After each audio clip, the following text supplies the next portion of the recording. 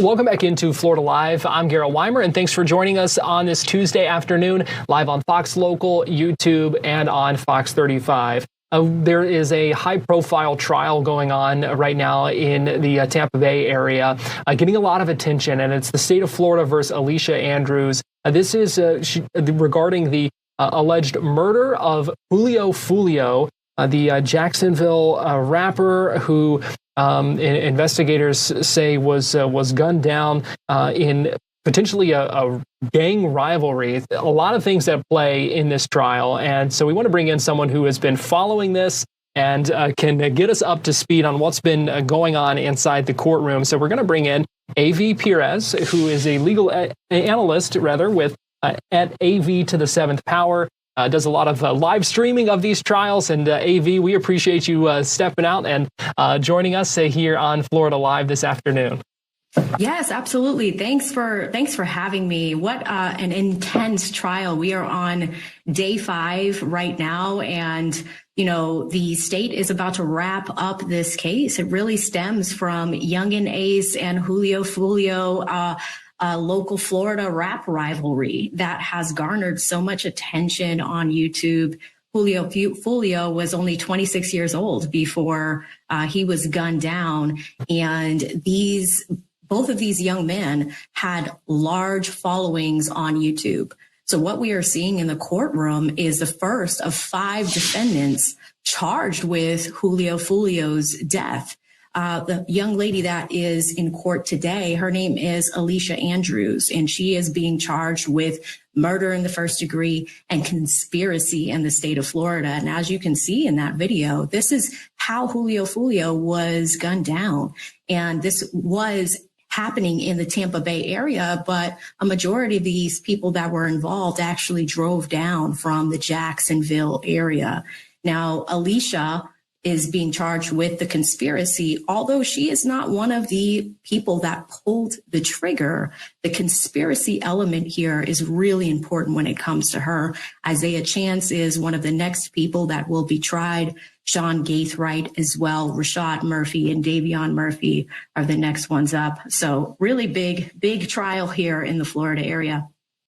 And what has you talked about the state getting ready to kind of rest its case. We'll hear from the defense soon. What has been the kind of main argument from the prosecution over the past few days in this trial? Yeah, so the main argument from the prosecution and the opening arguments are always a great guidepost to see what people are feeling. Now, the state argues that this was an assault team, that this was planned and coordinated, and Alicia was complacent. She was in a vehicle with the 4 gunmen or some of the gunmen, and the conspiracy element comes from that realm. Did she get out of the car? Did she call police? Did she look for help? Alicia has information they claim that is tied to this crime. Now, Alicia's defense team, they're doing very well in fighting back, meaning she, in their opening arguments, on the contrary, said that she was dating one of the young gentlemen, Isaiah Chance, and she was going down to Tampa for a romantic weekend with her boyfriend and didn't know the other assailants. So that they're harping on that and staying put in that realm. Now, what you'll notice in all 38 witnesses that the prosecution team has already brought up, anytime the defense team comes up and performs a cross-examination, they're staying firm on, do you know, Alicia?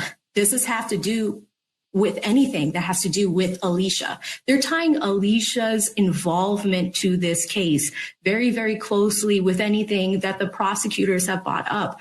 So far, the court of public opinion shows that there are not a lot of large ties to it. Some key pieces of evidence that have come up are Alicia sending some damning text messages to a girlfriend in 2021 saying that she wanted Julio Foolio to die. So that is one big piece of evidence that they have against her. But in addition to that, did she leave at any point in time? Because the prosecution is really pointing to the fact that Julio Foolio was almost hunted down. They looked at his social media movements for that night. He was in Tampa celebrating his birthday. Although it was publicly posted, someone shared that location with a rap rival, young and age. So that's a big thing that we're looking at here. You know, and many of our viewers will remember seeing this video and just, you know, kind of how jaw-dropping it is to kind of see how things kind of went down with this. But you know, you mentioned Alicia specifically, obviously, who is the defendant on trial here, and the defense kind of pushing back on some of these things. What do we expect from the defense's case in the coming days? Yes. So I think they're really looking at Alicia Andrews' potential innocence, because with the conspiracy, she's the first of the five, right? What exactly do they have on her? Do they have DNA evidence, trace evidence? Do they have anything outside of these text messages that are outside? Because she is only 22 years old.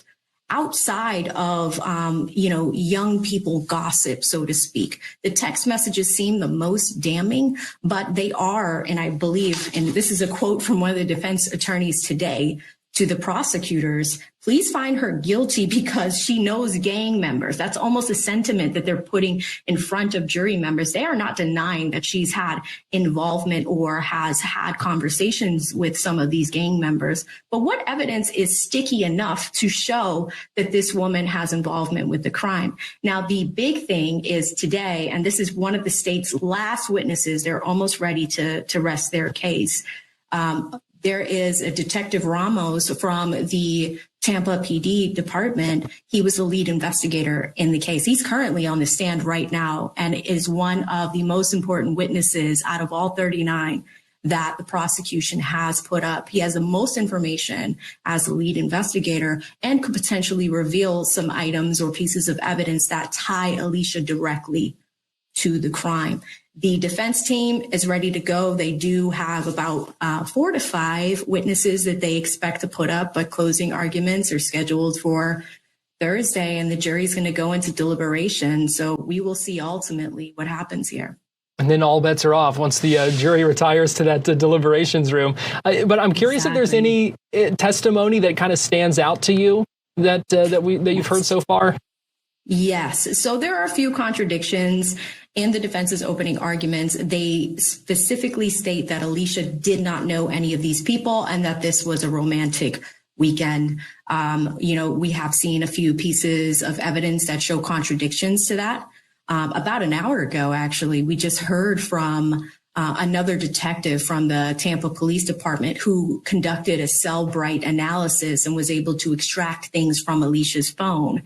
Now, there are some crosshairs with some of the other people involved. And if you say in opening arguments, you are not involved with these people and you don't know them, but with the cell phone extraction, we can see that it's just, you know, it's one of those things where we have to hope that the jury is paying attention, because today is day 5.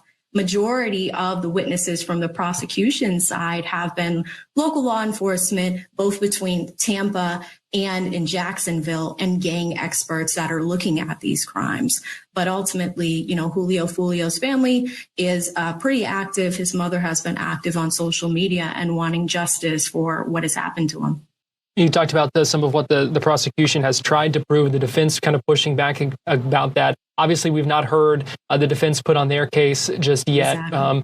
But I'm curious if you think the prosecution's case has been effective so far, or if the defense has been effective in kind of creating some of those questions about the evidence that, of what they're trying to show. Yeah, I think the defense here actually has a pretty decent strategy, a pretty good one, because with 39 witnesses, a lot of the witnesses, I will say almost 80% of them, cannot directly tie her to the crime. And their strategy has been, okay, what does this specifically have to do? This testimony, what does it have to do with Alicia? And it's been very crisp, clean as they speak to these folks. I would say less than 5 minutes a majority of the time with the experts and the witnesses that have been on the stand. Now, it's tough because you also have witnesses that were at that shooting, people that stayed at that hotel. One woman was actually grazed family members that were dropping off their kids to college, bullet holes entering their hotel rooms, are giving those accounts of what transpired. That's been very difficult. But the other issue is really thinking about how this was coordinated. The defense team is staying firm on what they're saying, that she had nothing to do with this and that she was in the wrong place at the wrong time. I think what we can expect is to see more of that. They have a very short witness list. I don't know if they are going to put her on the stand herself, because again, with the strategy of keeping it very clean, showing how she's had direct involvement instead of circumstantial involvement will be the biggest hurdle that the defense team has. But it's also the engagement of the jury, the local folks that are in Tampa that are in this jury box, and how they are going to decide in this case. So what are you going to be watching for over the next couple of days leading up to jury deliberations? Yeah, I think today is a huge day with the lead investigator testifying. I would have everybody look out for that specifically. He's on the stand right now, is my understanding, and it could go into tomorrow. But he is going to have the longest time on the stand for the prosecution's witness, and likely will provide the most information tying her directly to the crimes, if they could prove that. In addition, we are moving to the defense bringing up their witnesses. We know one person has been in custody and is one of their witnesses. It has been confirmed. I'm interested to see what that person has to say as well. And then she has probably about 3 to 4 other people before we go to closing arguments. I always tell people the other thing to really watch for is a comparison of opening statements compared to closing statements. Opening statements are a guidepost. This is what the prosecution and the defense team are promising you that you will see as a member of the jury throughout the trial. But the closing arguments should show from the prosecution, here's what we did show you. Here's what we have shown you. And they did refer to these folks as an assault team. Right? So have they proven that to the jury at the end? And same thing for the defense team. Okay, we promised you she had nothing to do with it. That is probably why they're going through every single one of these witnesses, asking the same pattern of questions. Okay, tell us about this. What do you specialize in? At the end of the day, does this tie back to Alicia? The common answer is no. So we will see how the jury deliberates. Going to be really interesting to watch. A.V. Perez, legal analyst. We can find you on YouTube at AV to the 7th Power, and really appreciate you joining us here on Florida Live today and talking about that case with us.